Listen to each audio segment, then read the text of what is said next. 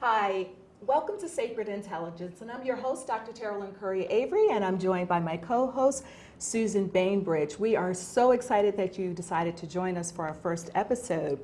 And I bet you're wondering when you look at that title, Sacred Intelligence, what does that mean? Well, we want to talk with you a little bit about what sacred intelligence means, but in order to do that, we have to talk about relationships a bit. And in our work as therapists, we often run into people who have pretty daunting relationships. And once in a while, we'll run into some people who have some really great relationships, and we learn a lot from them as well. But our main focus in doing this particular television show is twofold. One, we want to help you develop some really positive and healthy relationships. And we do that by getting you to be in touch with three different types of relationship. Your relationship with the sacred, your relationship with yourself, which we call selfish, and your relationship with the shared. I want to talk a little bit about this piece of selfishness. Susan, if you will recall, when we first came up with the name selfish, people had a big problem with that.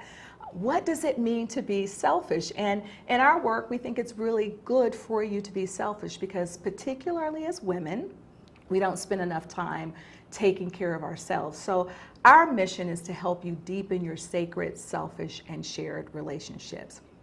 Primarily, our belief is that if you have really strong and positive, healthy relationships, you're going to have a more optimistic view of the world. But if you have negative relationships, I think you pretty much have a pessimistic view of the world and you're very disillusioned. So for us, it's very important that you learn how to develop a relationship with yourself. But we believe in order for you to develop that relationship with yourself, you have to have a relationship with the sacred, whatever the sacred means for you. And that will only enhance your relationship with other folks, which is what we call the shared. So you might want to explain your title also while we're speaking about this sacred piece. Pastologist. This is something that you've come up with as an apt title for what you do. Right. You might want to explain that. So I'm a pastologist. That's a new term. You've never heard of it before. What that means is I'm an ordained minister in the Presbyterian tradition, and I'm also a licensed psychologist. And in my work as a pastor and also as a psychologist, I believe that the idea is to help people have healthier relationships. So no matter what, that's really what we're searching for. So with that, what you get when you come to me and when you work with me is helping you to understand that you are divinely created. Inside of you, there's a sacred being that can help guide you and move you and direct your path. You are worth so much more than you can even imagine. And so in that way, if we kind of think about being divinely created, we're conscious about how we treat ourselves. We're conscious about how other people treat us. Yes. So when you work with us, one of the things that we try to do is to get you to tap into that sacred part of you, which is where sacred intelligence comes from. So the definition of sacred intelligence for us is this. I'd like you, if you will, just to imagine a Venn diagram. And with a Venn diagram, you know there are three overlapping circles. So in that circle, you have the sacred in the top part, you have the selfish in the lower left-hand part, and you have the shared in the right quadrant. So if you look at that, what those three circles, not quadrant, excuse me, in the middle of that is sacred intelligence. That's the essence of developing healthy relationships. What that means is that you simply would tap into and access the sacred part of you to make intelligent choices.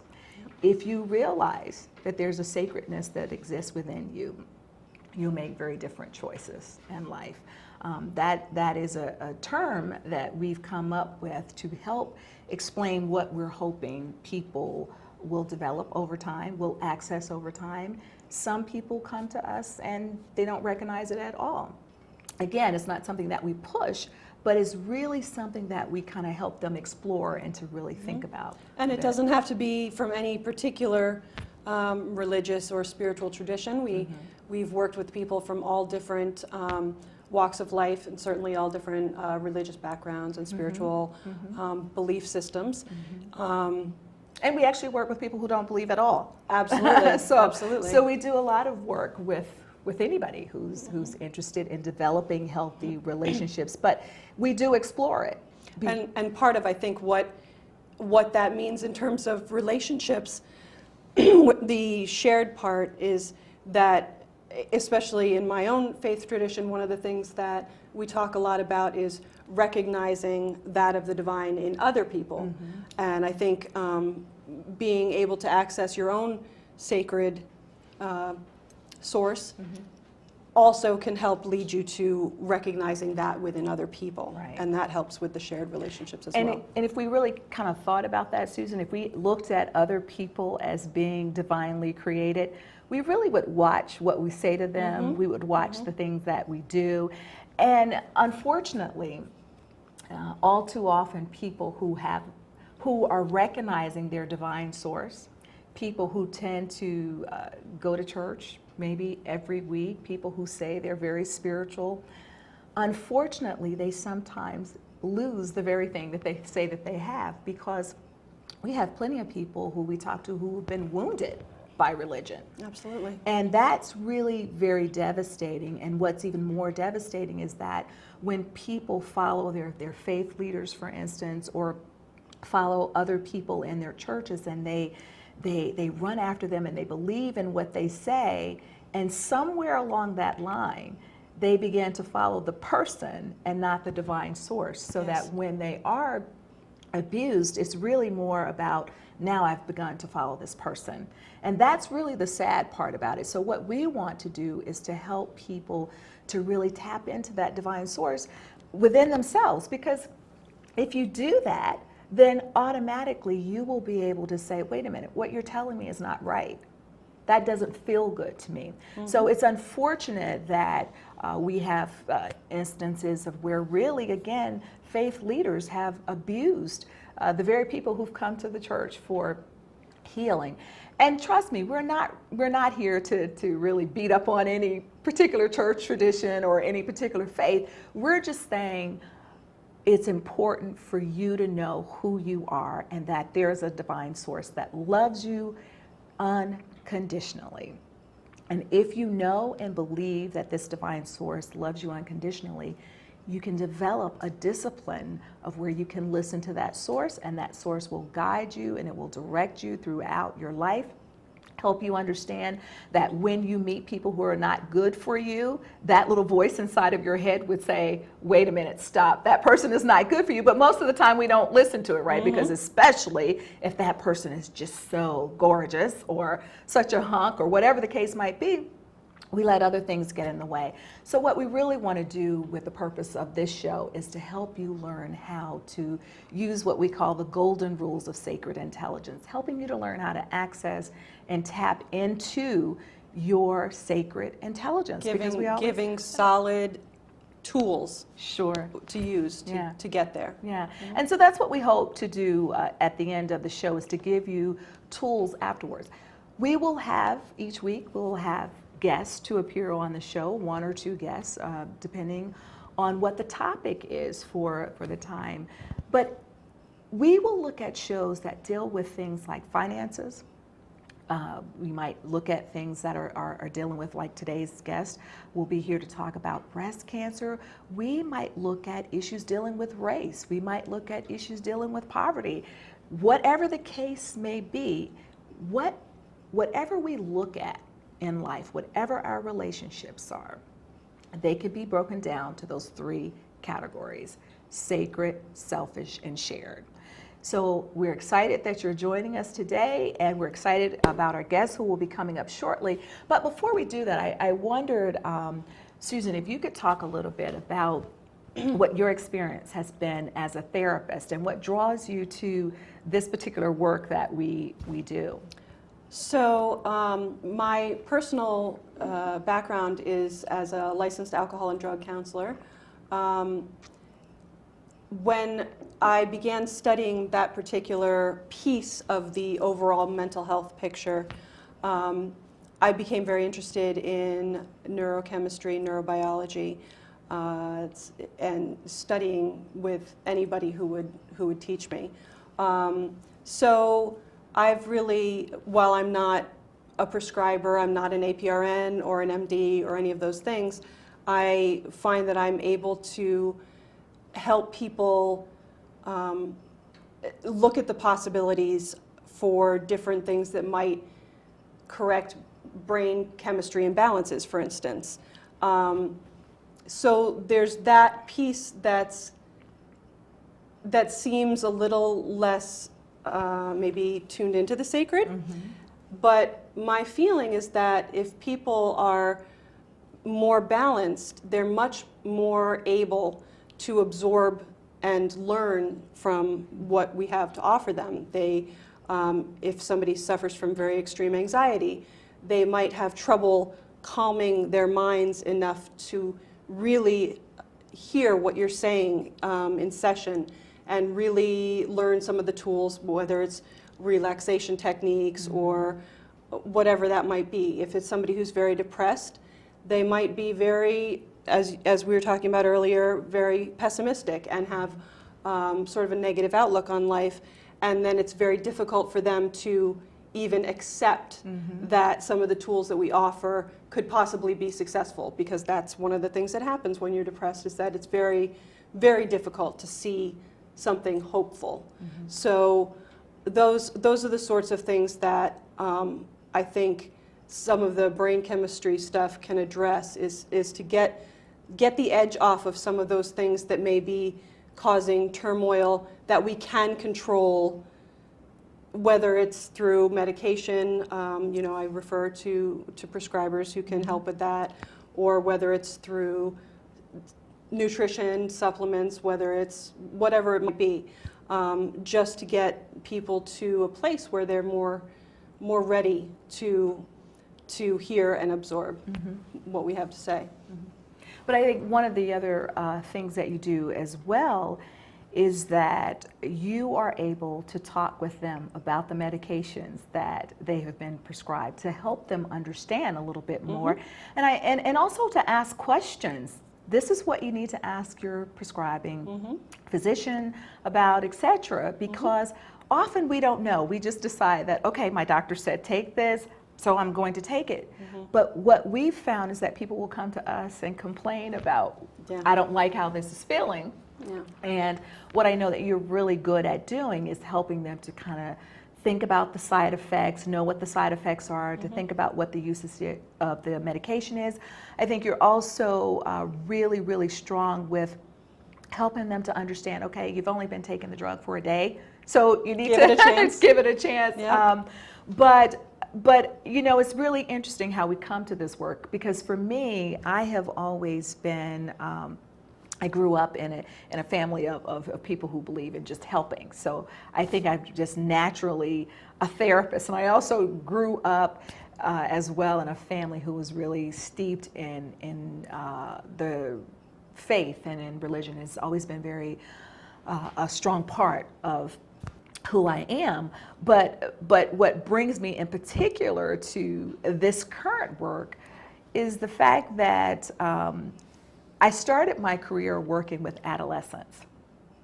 And I absolutely love working with adolescents. I absolutely love working with adolescents. But one of the things that happened when I was working with adolescents is that I found that many of the kids who came to me were wounded, and they had some severe wounds. And these wounds would stem from feeling unloved, unsupported. Often there were issues of abuse, be it physical, sexual, or otherwise within their families, not being able to have that open communication with their parents. And we know that teenagers go through not wanting to talk to their parents. We get that. But these kids would just come and they would be so emotionally depleted.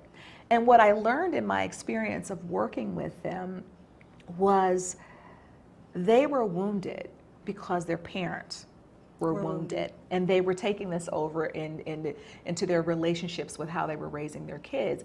And what I found particularly in my work was that most of these kids were being raised by just their moms. And I'm not saying that moms were causing this, but what I realized in that work was that the particular women that I was working with, their children, those particular women carried their own deep-seated wounds that were just ricocheting and ricocheting and ricocheting. And so it made me think about, if I really want to help the kids, then I really need to start helping the parents and the moms in particular, because we do a lot of work with moms as well.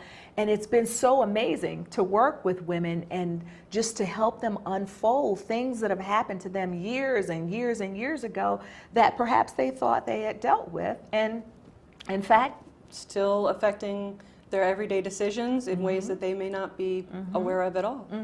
And it's really affecting their shared relationships, but it also affects their own relationship with themselves, because they don't feel good about themselves, and they really just put other people before them. And so I come to this work really with an excitement of doing the therapeutic part, and then God had other plans for me and sent me back to school to do the master's in divinity. And so once I became a pastor, I also realized the deep-seated wounds. And I want to say this, while I believe strongly that having a place where you can go and worship and fellowship with other folks is very important to your healing.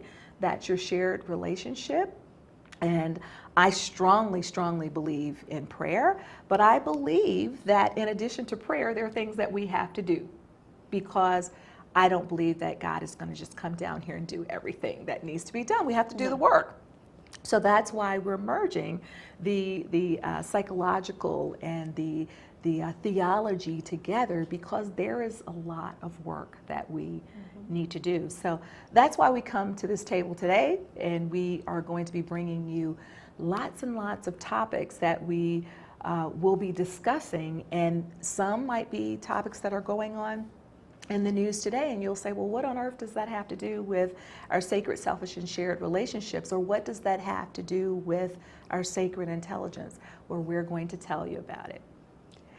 So as we continue our show, I want to today just very briefly talk with you about breast cancer, just for a moment before we invite our next guest on, or our only guest on today. As you know, that breast cancer is very, very prominent with women, but men also get breast cancer as well. In 2013, according to the American Cancer Society, it was an estimated over 230,000 new cases of invasive breast cancer. This was expected in 2013. That's a huge number. But of that case, they were also expecting that nearly 40,000 women would die from breast cancer. And I think that it is important for us to get information on what we need to do to prevent breast cancer. It's important to know about the treatment of breast cancer, because I want to just give you a couple of little facts about who breast cancer really impacts to a large degree. Well, and let me interrupt. One of the things that is important to note, the numbers that you gave, the 230,000 and the 40,000, those are just women in the United States. Yes. Who have access to the best possible treatment. So we won't get into today how this affects the rest of the world and women who are in countries where perhaps the medical technology doesn't exist for early detection and appropriate treatment. But that's just something to note, that these numbers don't reflect a worldwide. Well, but here's what's really interesting, though. Even though we're in a country where we can get treatment, some of us, because now we know that everybody can't get treatment, and that's a whole nother show there. Absolutely. But what's really interesting here is that even those of us who can do things to check ourselves and do what we need to do, we don't do them always. And so it's important for us to know what we need to do, but it's also important for us to do it. And I think that our guests will have lots to say about that and the importance of doing it. But I did want to just tell you just very, very briefly that breast cancer incident rates are highest among non-Hispanic white women. followed by African American women, and they're the lowest between Asian Pacific Islander women. But in contrast, this is what's really interesting, is that breast cancer death rates are highest for African American women, followed by non-Hispanic white women. So one of the things that we know that happened particularly for African American women, and I know this just through talking with various women about this, is that one, early detection is really, really important, and then following through and getting the next necessary treatment. And also African American women tend to have more dense breasts. So it's really important that in addition to getting a mammogram, there are other things that you follow up with as well. So these are just a few facts that I wanted to throw out there so that you would be aware of them. I really want to dedicate a large part of our time to our guest, who is Eileen Kaplan. And Eileen has a fascinating journey to share with us today, because Eileen is a bilateral breast cancer, bilateral mastectomy, and recurrence thriver. And before Eileen actually was diagnosed with breast cancer, she worked as a radiologic technologist, and her training gave her an understanding of the issues that really concern the mind and body, which is great that Eileen had this history. What's also amazing about Eileen is because she's a speaker, a humorist, and an advocate for women and men's health. She's an educator and a mentor, and Eileen has found a way to really laugh throughout this journey that's been a long journey, a painful journey, but she's found a way to laugh, and she's found a way to help you laugh, because Eileen has written the book, Laughter is the Breast Medicine. And I want to welcome today Eileen, who is our very first guest on the show. So I told her she has to really come and be a crack up today for us, because it's a lot of pressure. Yeah, pressure.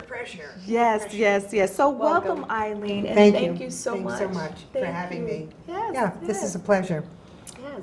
So Susan, I think, wanted to start out with just asking you a few questions, but just so that our viewing audience will know, when we read Eileen's book, it was just so fascinating, because we could see a lot of the things that we tell women or men or children in terms of just how they should respond in their lives to various situations. And what we've done is kind of group the questions based on our sacred, selfish, and shared relationships that we have, because it all fit in very nicely. And it was so nice to see you just doing these practical things that we tell people to do all the time, and they don't necessarily do it, but you were just following through with it. So we were just excited when we read it. Yeah, so we hit upon brilliance. What can I tell you? I know. So that's why we have you as the first guest, because you are brilliant, right? I'm just joking. Because we sort of have broken these questions up into these categories that help point to what we're working towards in terms of building this awareness of these three realms of our relationships. We want to start with the selfish piece, because while there's a lot to be said about both your sacred experience and your shared relationships throughout this journey, I think we want to start kind of with how this all affected you. How I mean, breast cancer is a very individual, personal experience. Right. So, as Dr. Terralyn was talking about earlier, as women, we often, I think, find that we may be very, very good at taking care of other people, whether it's our children or our parents or siblings, or maybe if you're in a helping profession, all kinds of people. Right. But we don't always do such a great job of attending to that selfish piece and really making ourselves a priority. And I was very, very pleased reading your book to see how well you did in terms of advocating for yourself and really taking matters into your own hands, not just allowing yourself to sort of be floated along through the system. You asked the questions. You went out of your way to push when you needed to, and it's a very brave and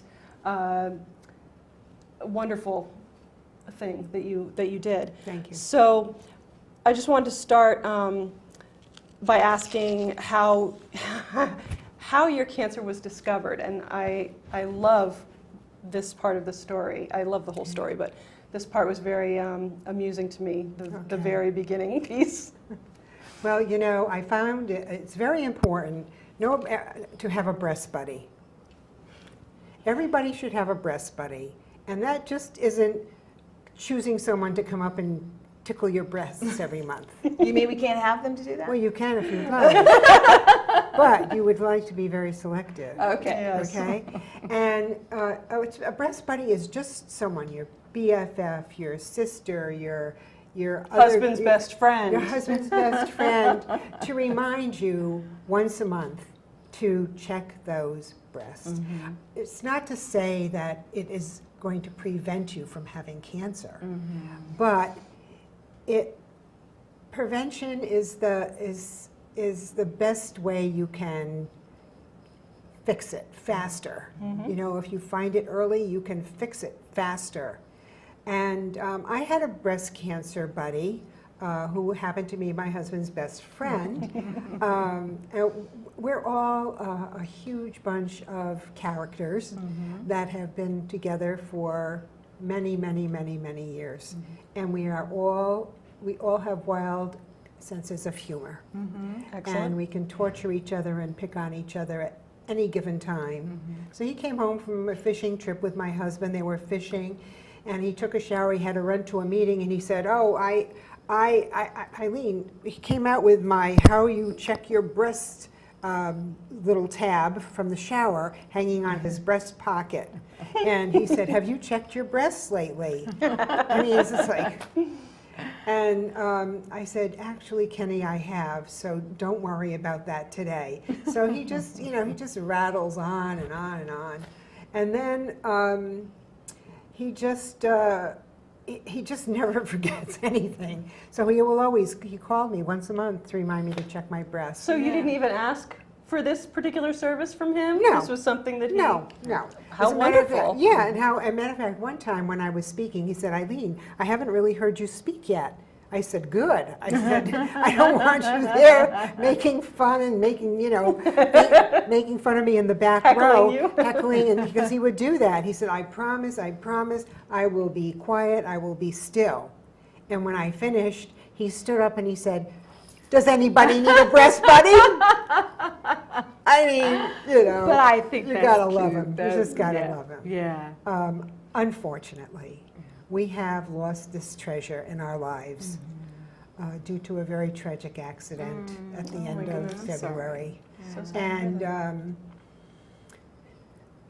he'll always be my breast buddy. Yeah. You know, it's really a very crazy thing. We were all very, very close. He and his wife, Kim, were very close, and they were with me when I came out of surgery that day. They were with my husband. So we've been friends for a very long time. And he saw, when he came to visit me at the house, they were the first ones to see my Cinnabons, as I called them. But anyway, it's really, you just take that bar of soap and soap up that boob and make it nice and slippery. And just, do the round circles really, really, really slow. And then you could also lie down on your bed after you dried off, of course, and do it when you're flat. And it's not too terrible either to take a look in the mirror to see if you're symmetrical or if there are no dimples, or sometimes there's a little pimple. You have to be careful of all those little things. Sometimes a pimple on your breast would be indicative of inflammatory breast cancer. I think it's so important that you said to look in the mirror, because we have problems with encouraging women in particular to look in the mirror, and that's so important to do that. Look in the mirror. Eileen, I just wanted to say we had a conversation off camera. And no, I'm not getting ready to divulge anything that I said. I said, don't ask me that question. I wouldn't But either. here's what I would like you to just mention a little bit about, we talked about how African American women have dense breast Dense. tissues, and that sometimes it's hard to say, well, is it the density plus being having cystic breast? Yeah, yeah. What's the difference between, is this just cyst in my breast? Is this just a lump? And you kind of shared some things about making sure that you, after about 3 months, you said if you do it 3 months in a I row, would say, you'll 2 or 3 months in a row. Check your breasts 2 or 3 months in a row, and really do a good job. And you will get to know them. They'll be your buddies, and you'll know, where the cysts are, and you'll know that if 1 month you found a really hard cyst, you head for the doctor. Yeah. I mean, seriously, you have to get to know your body. I think it's at a time when it was so shush years ago. Yeah. Do you know? Not anymore. Not anymore. Thanks to you. Oh. And just know your body. You have to know your body. And speaking of the first thing that you were talking about as well, is that we can't take care of others if we're not healthy. That's right. That's And absolutely if we don't take care of ourselves, it's so very important for me, for you, for you, to know your family's medical history. It doesn't matter if there's no breast cancer on your father's side, breast cancer on your mother's side, Aunt Fanny, Uncle Milton, whoever it is, colon cancer, melanoma. Know it all. It is huge to talk about that, Eileen, but what's really interesting, I could remember as a younger person when I would go to the doctor and they would ask about your family's history, I would say, I don't know, because they didn't talk about it back then. Right, right. Oh, well, they just died a natural cause, Yeah, or whatever well, the case many might be. years ago they didn't And know why. They didn't know, but Yeah. I think that we're freer to talk about these things now. Oh, I mean, think, yeah. you're going out laughing about breast. Well, Who would do that? Well, I think breast cancer has finally come out that people aren't afraid to say the word. Sure. Yeah. I have to tell you though, many times I have done a book signing, and I have my big sign on the front of my table, laughter is the breast medicine. The men go, whoa! They make a Wide big ring berth. wide. So one guy was coming through one day, he had a doctor's coat on, and I said to him, you sir, really should buy one of these books. And he says, why? And I said, because it's a very important book. So he came over and he had his tag on, and it said that he was head of radiology. I said, oh. Yeah. I said, I was once, at one time in my life, a registered technologist. He said, you were? I said, yeah. He said, where? I said, well, I graduated from Mount Sinai Hospital in Hartford, Connecticut. You did? I said, yeah. And he said he was the the director after the director I was under retired. yes, I mean, it was yes, just so funny. yes. I mean, it's a very small world. Did where he buy you the meet book? people. Yeah, he did. I made him buy the book, and Sure, then of course and he then did. he sent a Making friend sure. back. He sent a friend back to buy a book too. Good, Yeah. good. Yeah, he did.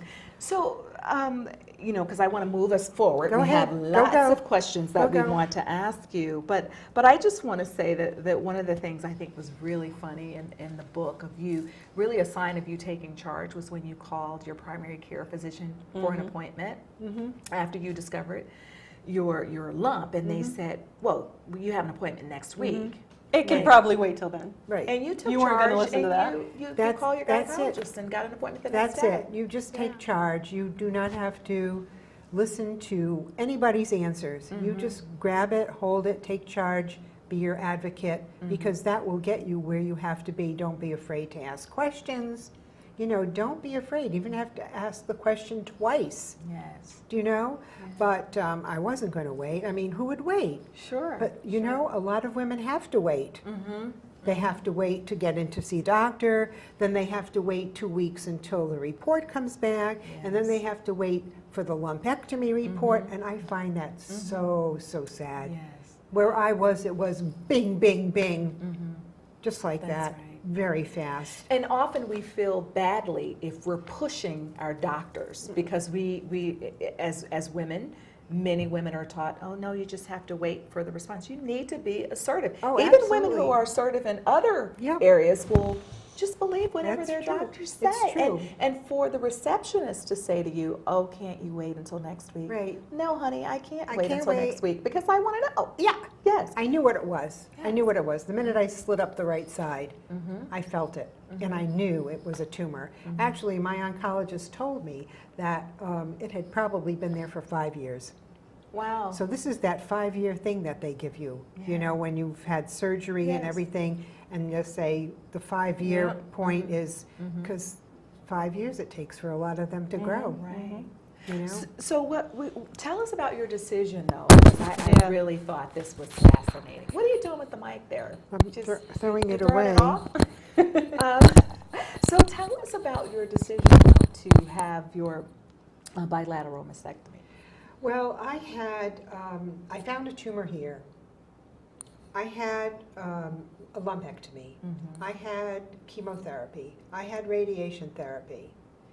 And I was in radiation therapy, not in the room, but during the time of my radiation therapy, I was lying on my bed resting. And so what do you do when you're resting, have nothing to do? You check your breasts, right? Perfectly natural. Perfectly natural. So I was rolling up the left side. I didn't have any soap or anything. And I happened to go right over here to the sternum. And there was a bugger. There was a bad girl right between two ribs and right next to my breastbone. A little tiny thing. Yeah. It was less than the size of my fingernail. Yeah. And so I said, I knew, you know. And so I called Boston right away. And I told my doctor, I said, I found another one for you, you know. And so I was there the next day. They couldn't see it on a mammogram. They couldn't see it on an ultrasound. So I had to have an MRI. And the MRI barely showed it. Barely. They could barely see where it was. And so then I had the biopsy, and they had to put the little, you know, the little metal tag in there to direct the surgeon. But at that time, I decided not to have a lumpectomy. Both, fortunately, I had ductal carcinoma in situ, which is the most common of all the breast cancers. But that doesn't mean it's the less bad of all the breast cancers. You know, you can have stage 1, stage 2, invasive. It's all the things on the outline underneath A, B, and C. And so I was very fortunate that I had found them early and was able to have them they had not reached my lymphatic system. Lymph nodes, yeah. Yeah. So that is, you know, quite luck. And as a matter of fact, my breast cancer surgeon was so terrific. He said, I will call you the minute I know what the biopsies were. Let me interrupt you for just a second because I'd like Yes. to comment on something that you just said. Okay. You said it hadn't gotten into your lymphatic system, and that was very lucky. Very lucky. No, that wasn't luck. That was the fact that you were consistent about doing your breast exams and found them. You're talking about how little this was. It's true. You had this was not luck. This was you taking charge of your health. It's true. That's true. But also, you know, someone was watching Yes, here. that. Do you know? Yeah, absolutely. And so he called me when I was in the grocery store with my husband. I don't know if you read that part. Yes. Oh my God! And he said, Eileen, this is doctor. He said, negative. Neither of them reached your lymphatic system.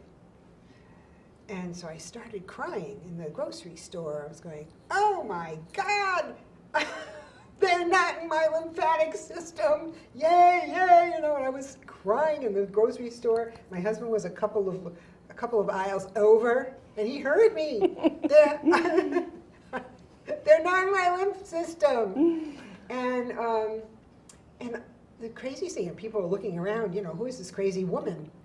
Of course, I was a crazy woman. And then all of a sudden I felt something. I felt someone touch my elbow. And that person, whoever it was, could have been my angel, said, you have been given a gift. Take it and run with it. And to this day, it had to have been my mother-in-law. That's who would have said that to me. So I took it and ran with it, you know, and look at, cancer is a terrible thing. Sure.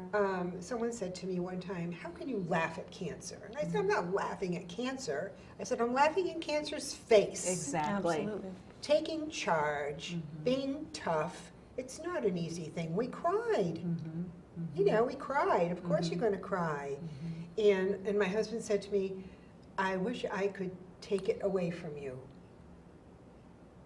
And so, you know, the first few days were, even though I knew what it was, then you're told what it really is. Yeah. Do you know what I mean? Yeah. So it was not, it's not easy. It's not a plum, but I decided, I've always had this wild sense of humor since I'm very young. I was always lighting fires and starting issues, places, fun stuff.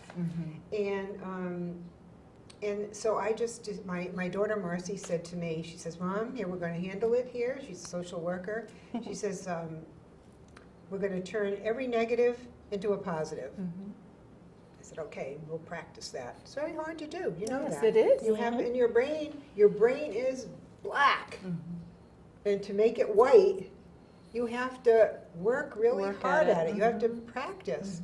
And my younger daughter was the cheerleader. She goes, okay, Mom, don't worry, here we go, we'll be fine, we'll do this, we'll do that. And my husband was the nurse. He was a retired teacher, but he was my nurse. He took care of everything that I needed. He cooked, he cleaned, he made sure I was taking pills. I mean, everything that had to be done, he made sure was done.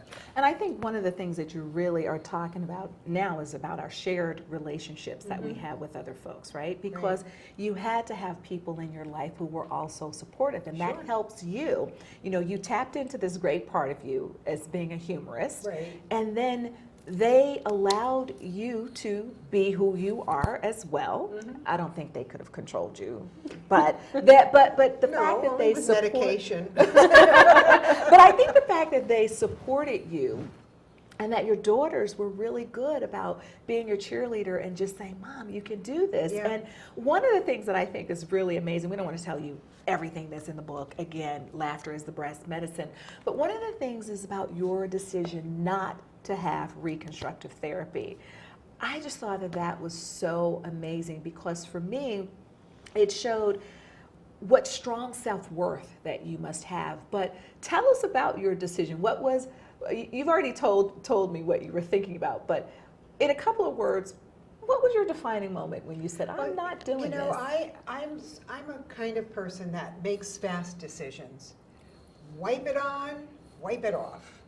And so I just decided that, sure, I'm going to have my breasts on. I might as well off. I might as well have breasts put on. Yeah. Do you know? So my plastic surgeon, maybe because of my age, said the way he thought it would be best for me was to put in expanders. So you have like body armor in there under your muscles and holding the spot for the boobs, the new boobs, because they fill them very little every single month until you're the size you'd want to be. Then they take them out and put in the other boob. The boob. So I was having a tremendous amount of pain from the expander. I mean, really. I had already had 2 surgeries here. I had had a whole body rash all over my body. I'd had radiation here. I had everything on this right side to begin with, and lumpectomy as well, and then mastectomy, and the pain was too much. It kept me up all night, and the next day it was like having a file folder in you. Do you know, and how it rubs, and I just couldn't take the pain anymore. I didn't want any more pain. I had had enough pain.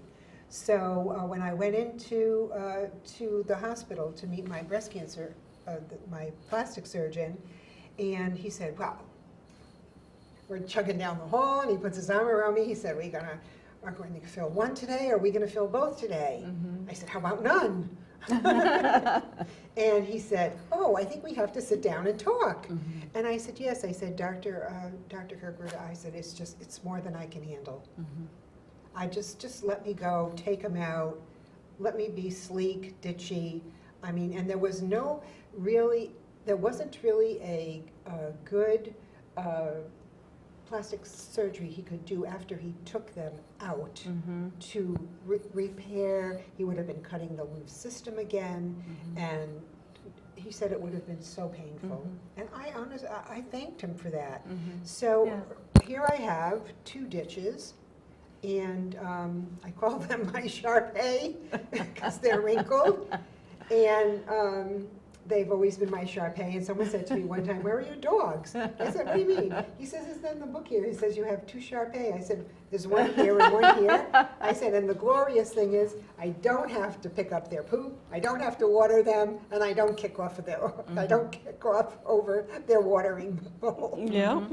So I said, I'm going to be sleek, I'm going to be happy. I usually buy glasses all the time. I usually buy, camisoles all the time. I'm always in the stores buying camisoles and underneath things. Now I'll go to glasses. So You'll find another way to spend your yeah, money. is what you're exactly. doing. Yes. But I wanted to ask you about, there are lots of things that we would love to ask you, and of course we're going to run out of time. That's okay. Because, Have me back. yes, we have to have you back. Chapter 2. But here's one Absolutely. of the things I wanted to ask you about, Eileen. First, I want to say I love your sense of humor, and I think your sense of humor is a gift from the sacred source, right? And so when I think about sacred relationships, I think about people being able to tap into what their very gift is, because we've all been given a gift. We all have a purpose in our lives, and we may not feel like it, but you were able to tap into a piece of you that is so crucial. But one of the things that I found amazing in your book, in terms of how you got through this experience, I'm going to quote you here in your book. You said, "Who would have thought that this Jewish girl would have become so familiar with prayer groups, prayer lines, rosary beads, lighting candles in churches, and praying in every church I would happen to pass because of your experience that you have?" So tell us, how important was that for you to connect with your sacred source? And I know you had a funny story about your rabbi too being in the room with you right before surgery. Very important. Very important. I really believe in the power of prayer. It doesn't always work, unfortunately, but I do believe in the power of prayer. And I have a lot of my close girlfriends are devout Catholics, and their knees are pretty calloused. I got to tell you. So I was going to give one of them a pair of those knee things, Knee pads. knee pads to wear when she went to church. But it was very important to me. I felt that it didn't matter who it was, where the prayers came from. I didn't care. As long as it was for me to beat it and be well and be able to go on with my life. And I think what's significant about that, though, because I think sometimes as religious organizations and denominations, what we tend to do is stay in our own little groups. But we can actually do so much better if we cross some lines. Oh, sure. And have a lot of people who are in communion with us and praying to our sacred source. Because so it's interesting because you said, and this will be another show too, about whether prayer works or not. I think sometimes the answer is just no, and then sometimes there are the natural consequences of things that we have to deal with as well. But I just thought that it was so fascinating that because I think you've been given some awards too by some of the Catholic denominations as well, that was critical. But so not everybody has your sense of humor. Not everybody has that particular gift for getting through their challenges. What would you tell people? What would you recommend for them to get through their cancer experience? If you could kind of sum it up. As I mentioned to you once before, there was a show that used to be on television years and years ago called The Naked City, and it was about New York. And they used to start the show with, there are 8 million stories in the Naked City. So there are 8 million breast cancer stories. And not one of us probably is exactly alike, even to a stitch. But I think that, and also I wanted to add to something that you said earlier. Southeastern Connecticut and Rhode Island are the most breast cancer states in the United States of America. Wow. Biggest. Wow. Southeastern Connecticut and Rhode Island. Rhode Island is 1 in 6. The rest of the country is probably 1 in 8. Wow. Yes, so we don't know what kind of cloud came over, but certainly there is a tremendous amount of breast cancer in our particular area. But what I would tell them is that, you know, you can, everybody has the reaction, the gut reaction. You can cry your heart out, but will it help? It won't help. It's there. Take charge and try really hard to be positive and know that, you know, today with all the medications and care that's out there and everything that is there for us, you always have a chance. I mean, just because you're diagnosed with breast cancer doesn't mean you're going to die. Right. But, and there's also, I use another saying that there is a can in cancer. You have to really take charge and take care of yourself. Taking care of yourself and knowing the issues that a woman could be dealing with, you know, the breast cancer and ovarian cancer and melanoma, I'm just using the light ones, and colon cancer. If someone in your family has colon cancer, man, you get your little butt ski into that woo woo woo, you know, and do the toilet thing. And so It's not a good experience, but it's well worth it, you know, if they discover something. Right. Read every book in the house. Read every book in the house. You have to have something to read while you're sitting there, right? And when I'm running down the hall, I say, don't change the channel. Right. But I think that that's so important. And one of the other things I think is really important that you are doing is sharing your story. You know, Hoda, who's one of the anchors on NBC show, she said that she met someone on a plane one day because she wasn't telling her story. And she met someone on a plane who said to her, breast cancer is a part of you. It's like working at NBC and getting married and going to college. Don't hog your journey. It's not just for you. Think of how many people you could have helped on the way home. I think that's so powerful because a lot of times when something happens to us, we don't want to share it with anybody. We want to keep it private. Right. But tell us a little bit about, I know that you have the book and you've written the book, but I think you're doing a lot of other things to help inspire people who've been diagnosed. So tell us a little bit about the programs that you have and the presentations that you do. I do a lot of presentations, mostly right now in New England. I have been internationally to Calgary, and I've been there for the big March on Cancer. And I'm working towards coming out of New England. Takes time. You know, I marketed the book myself, I self-published, I did everything by myself. So I plan on doing the second book the same way. I'm going to have self-published, and I'm going to have it out there, and I know people are waiting for it. I hope they don't hold their breath because I'm only halfway through. So I'm going to tell you. It'll come. It'll come. But in this book, I'm going to be interviewing a lot of the women that I mentored during my recovery and helping them with their diagnosis and their recovery. And I'm going to be intertwining that within the book because I think it's really so important that my breast cancer surgeon is the one who said, who made me the mentor. He said to his assistant, he says,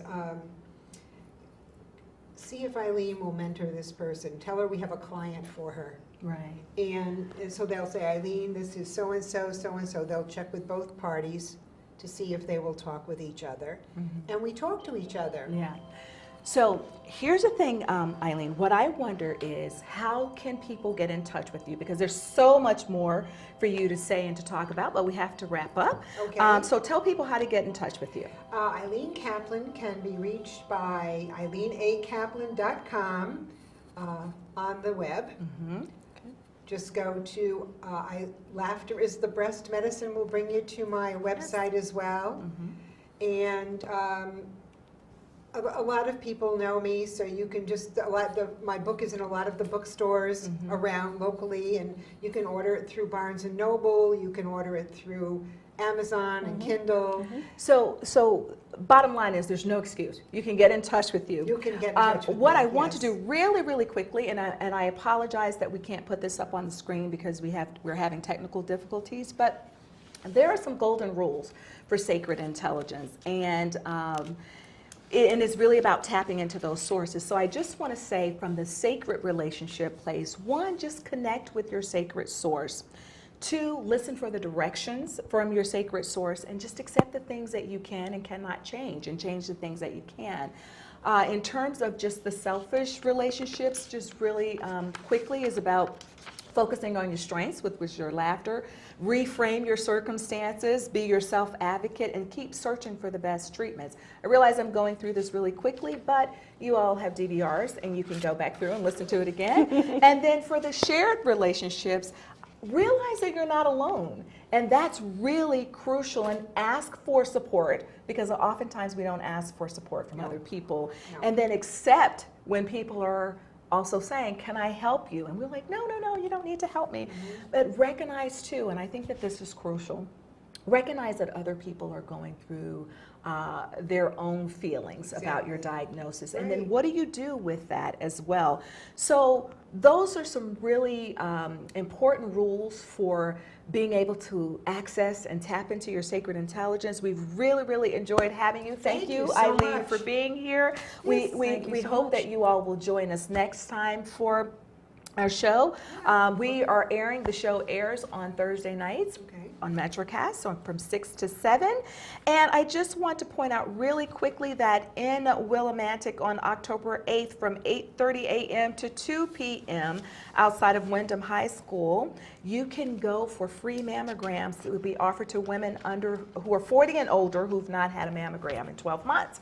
So Graduated from there's there. really no excuse. So I really want to thank you so much for My alma mater. again watching the show. Please, if you want more information about the show or learning about sacred intelligence just in general, look us up, sacredintelligence.com, and like us on facebook.com, Sacred Intelligence.